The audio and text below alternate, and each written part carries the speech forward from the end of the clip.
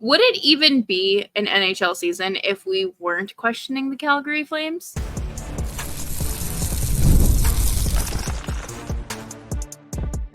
You're Locked On Flames, your daily podcast on the Calgary Flames. Part of the Locked On Podcast Network, your team every day. Hello, everybody, and welcome to today's episode of Locked On Flames. As always, I am your host, Jess Belmosto, and thank you so much for hanging out with me today. Today's episode is brought to you by FanDuel. Now through September 22nd, all FanDuel customers can bet $5 and get a 3-week free trial of NFL Sunday Ticket from YouTube and YouTube TV. Visit FanDuel.com/lockedon to get started. Today, we are going to begin unpacking the curiosity that will most likely kill the vibes and expectations heading into this season, or just kind of lay out some things that we can watch for, because I do think the Flames are in a very interesting position. Again, the last year was kind of the first year where they had to roll out these changes, and are they going to stick to the plan? Make sure you are subscribed to Locked On Flames wherever you get your podcasts, as well as on YouTube. We are here for you through the off season, and we will be back to daily podcasting before you know it. I think that everyone's biggest question is, what can you expect from Dustin Wolf? And that is a very fair question. You obviously traded Jacob Markstrom, who was and has been your starting goalie for the last 3-4 years. So you have a big question mark there. And your backup goaltender for those years was, Dan Vladar, who has not had a ton of NHL playing experience. And the time that he has had hasn't always been overly successful.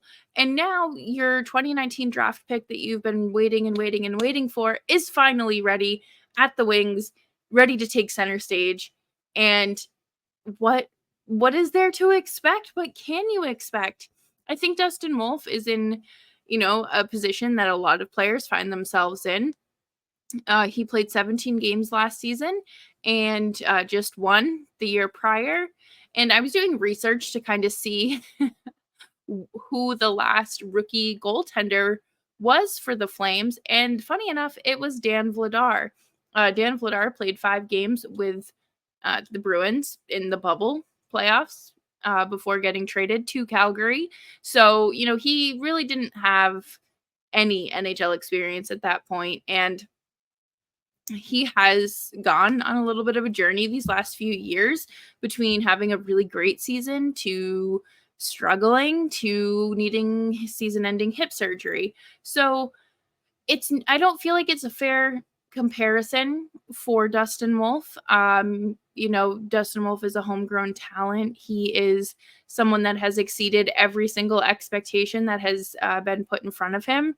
And I think it's safe to say the expectation, they're pretty high. Last season, we ran into the conversation of, oh, he's too small to be an NHL goaltender.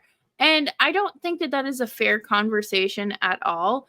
It was his first experience in the NHL. I wouldn't even call it a rookie season, because he did not, this wasn't a rookie season for him. This upcoming year is a true rookie season, and it's going to be his first full year as a full-time NHLer, unless the Flames do something different between now and the start of the season.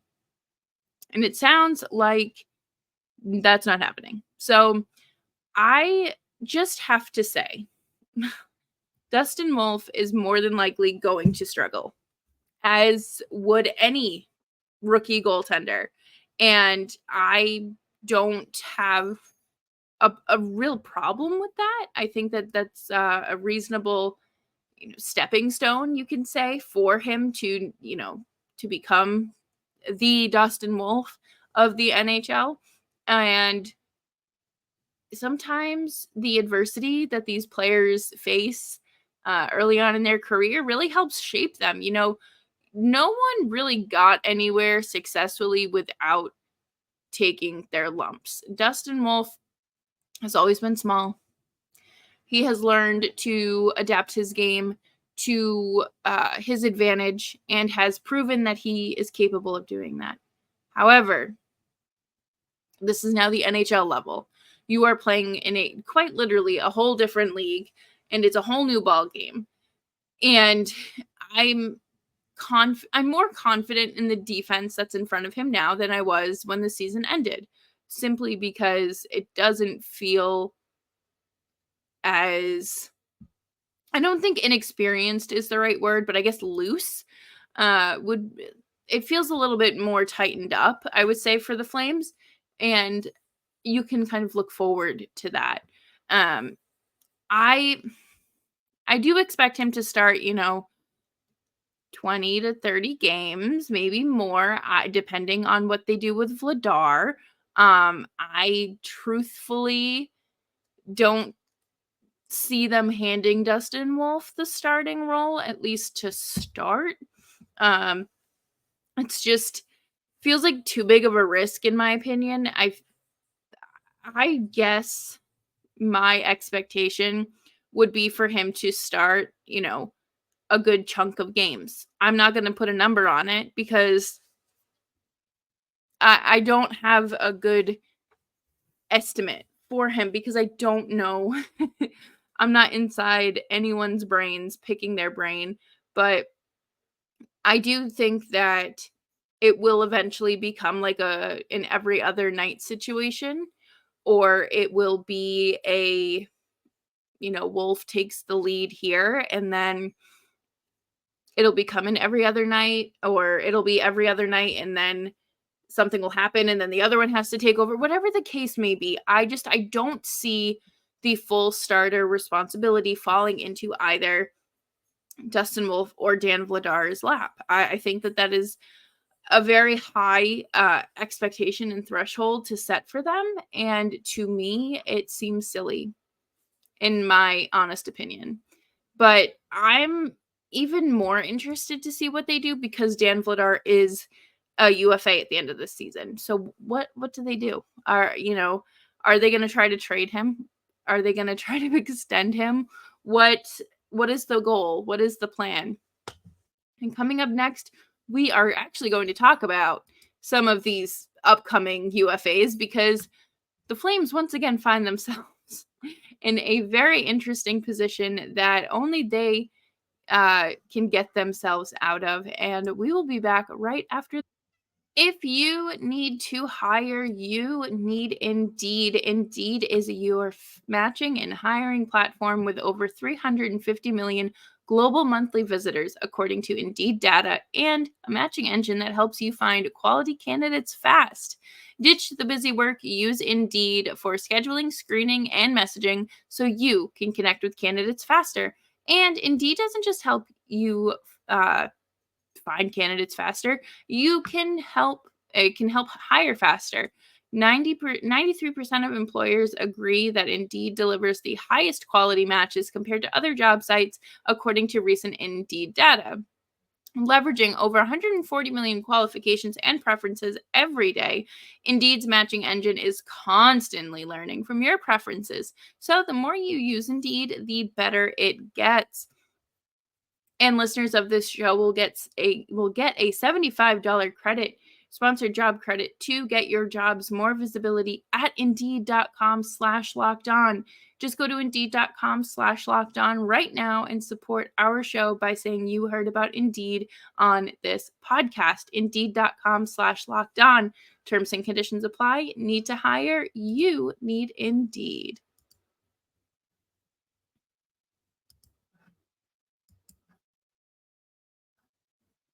Thank you, everyone, for hanging out with me today on Locked On Flames. Make sure you are following me on Twitter at JustBelmosto so you never miss any latest Flames updates. With the Flames being in the position that they're in, this transition period, of course, they have to play their cards right. I think you look at a team like Buffalo, like Ottawa, that have just been there for so long. And now you look at the Sharks making mistakes like trading for Cody Ceci. I don't know what they're doing. I don't. And I don't think Mike Grier really knows what's going on and what the plan is. And I think right now the Flames can avoid following in these footsteps by having this clear, laid out path for, it doesn't have to be success, but a successful transitional period. I know people get upset when you call it a rebuild, when you call it a retool. This phase of life that they are in, whatever you want to call it. They have to figure out a way to navigate this as close to perfect as possible with minor bumps in the road. I wanted to take a look at Puckpedia to kind of see where everything lines up. You have Backlund on an expiring contract this year. And that's your captain, right? That's something you really have to think about. I do not see the Flames trading their captain. That's just something that does not feel very Flames like. But I do want to just share my screen. If you are watching on YouTube, let me pull this up so that way we can go over like these pending UFAs and who they might be looking to move. So let's see. They have Dryden Hunt, Walker Dewar, Kevin Roondog Rooney, Anthony Mantha, Andrei Kuzmenko, Joel Hanley, and Dan Vladar as your pending UFAs. Then for your RFAs, you have Connor Zary, Matt Coronado, Kevin Ball, Braden Pahal. Yeah, and that's that. So, you have to be diligent about how you're utilizing your cap space. And I think the Flames are in a very good position with that compared to other teams. I think other teams are just quick to throw money. And it's more of, we've seen it with the Flames in the past. It's a short-term fix for a much bigger problem. Like, it's not a long-term solution. And you get in over your head with that, in my opinion, very quickly. But the Flames are working their way through this. Who could they potentially trade?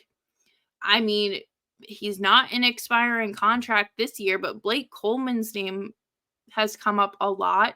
And I think most of that is stemming from the fact that he wanted to come and play competitive hockey with a true chance to win. And that's not what he's getting here. So it's within his rights to say, hey, can I go? Can you help me?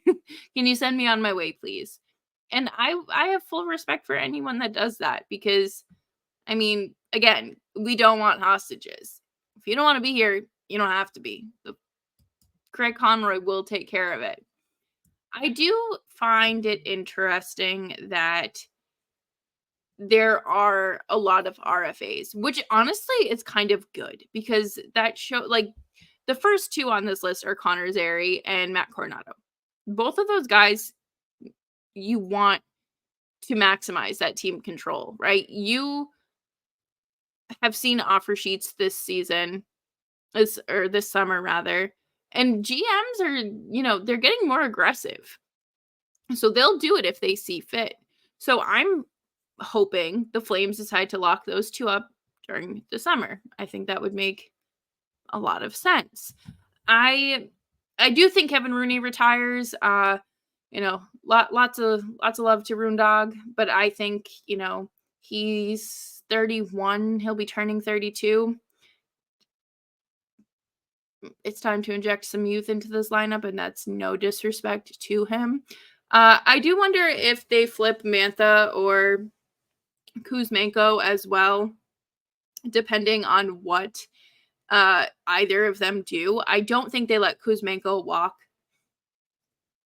next July. I think that they absolutely trade him, and unless they do extend to hopefully just like a 2-3 year max, maybe. It feels dangerous to put all your eggs in one basket there. Joel Hanley will be 34. So you have that. And I am so silly. Backlund has one more year after this. Apparently I can't read charts. So he does he does have 1 year after this. And he has the no movement clause this year as well. So he can't be traded, sent to the minors, or waived without players' approval. And he has a 16-team no trade list, or 15-team no trade list beginning on January 1st, 2026. So that's 2 years from now. He's 35. I'm sorry. I do not see this lasting entirely. I don't see him playing past like 38, 37. So we will see. We will see where that goes. But I mean, now that he does have 2 years on his contract, do you trade him? I don't think the Flames do. They're not like the Rangers. They're not willing to throw their captain under the bus. Unless your name's Mark Giordano and you're not making Matthew Tkachuk happy. But no, in all seriousness, like there's plenty of moves to be made. I think the Flames could easily trade Blake Coleman or Rasmus Anderson. Their contracts aren't up, but they're players you can get assets for, and that's what they need right now. They're not playing to win a Stanley Cup. They're not playing to make the playoffs. They are playing an 82-game season to play an 82-game season and hope for the best results. I saw a prediction today that someone's like bold, preseason prediction is that the Flames pick second overall. I laughed. I don't know what will happen if the Flames are that bad. I simply cannot fathom how long of a season that will be. Just go ask JD Young from Locked On Sharks. But the Flames can do a few different things here. I think they will be sellers at the deadline, even before the deadline. I think they'll be very similar to last season. I mean, they already traded Mangiapane, who was an expiring UFA as well. So they're not afraid to make moves. And that's what you need in a general manager. You need someone that doesn't think that can remove the emotion from it. And coming up next, we're going to talk about one of the biggest emotions, the Huberdeau woes and blues. And we will be right back after this.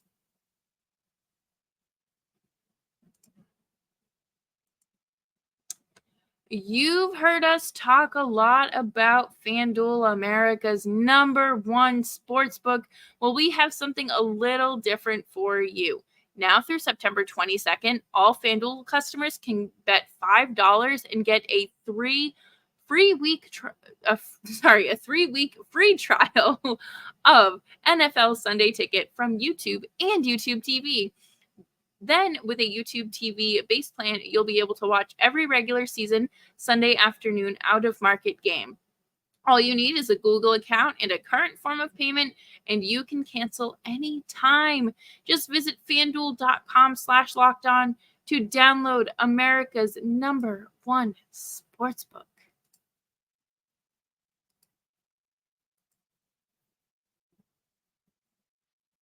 Thanks, everyone, for hanging out with me today on Locked On Flames. Make sure you're subscribed wherever you're getting your podcasts, as well as on YouTube.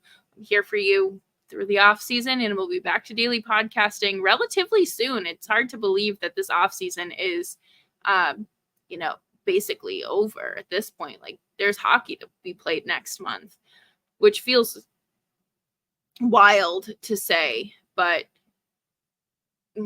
Jonathan Huberdeau, we do need to talk about him, because he is going to be a question for the remainder of his time as a Calgary Flame. I think this is a position that is not necessarily a good one for him to be in, and it's not, to really anyone's fault. I mean, if you don't play well in a system, you don't play well in a system, but like, you have an unmovable contract, so that's that. I do think,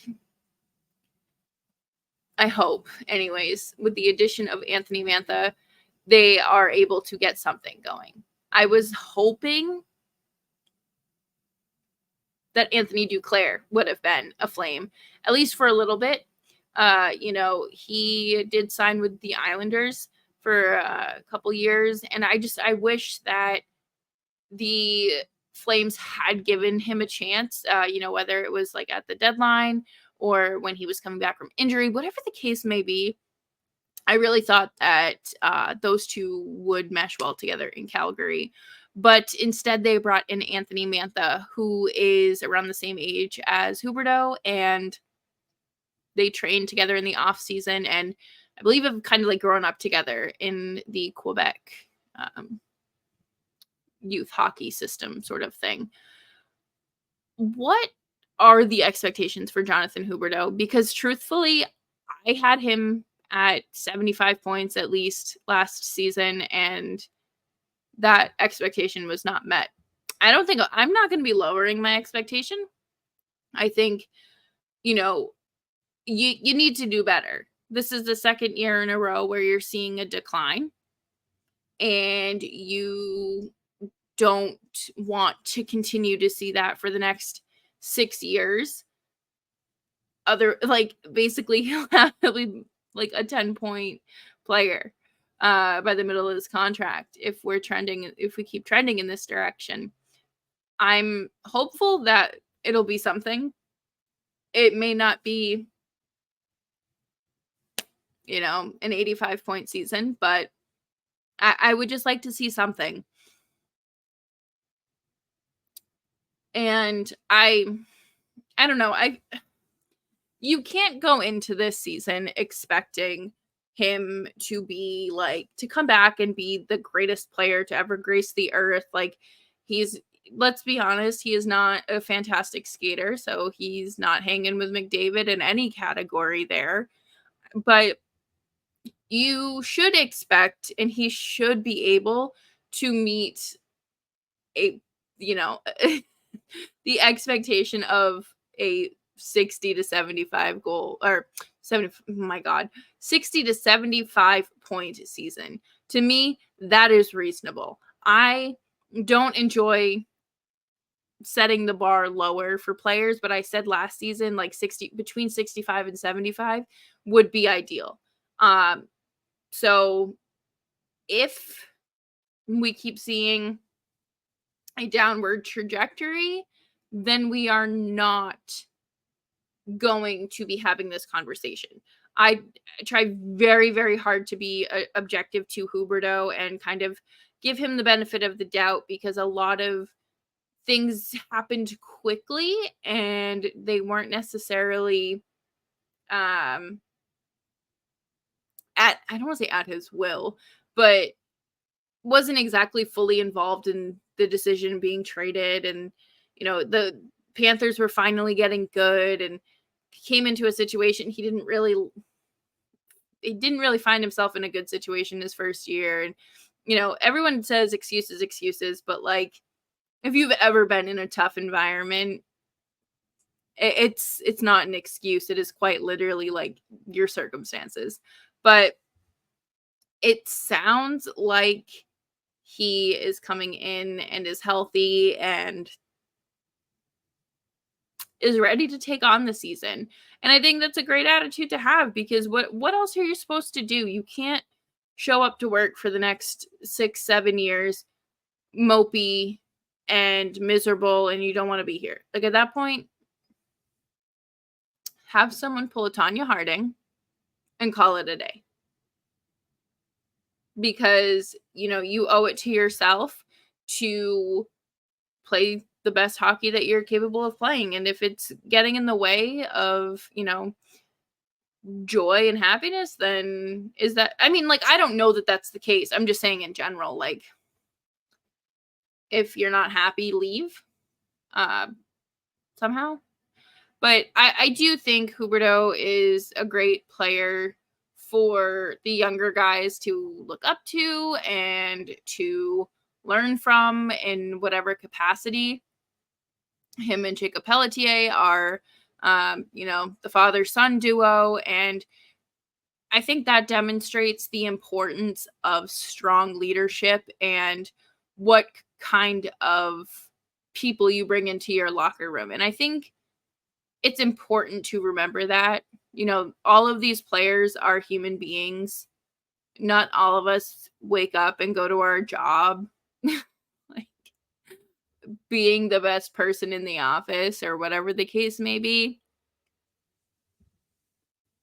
And I truly do hope things kind of bounce back for Huberdeau in some aspect. Just give us something. I'm not overly hopeful or optimistic in that category, but this is what it is. Like, we can't keep rehashing this. So maybe we get him going and keep him going. And that will do it for me here on today's episode of Locked On Flames. Thank you all so much for hanging out with me today. I hope you all have a fantastic evening and you are able to enjoy yourself. It is absolutely freezing here today. It's like fake fall. So if you are also experiencing that, I hope you have on your most comfortable sweatshirt. And remember to make sure you're subscribed to Locked On Flames wherever you're getting your podcasts, as well as on YouTube. We are here for you through the off season and back to daily podcasting before you know it. And I will see you tomorrow. Bye-bye.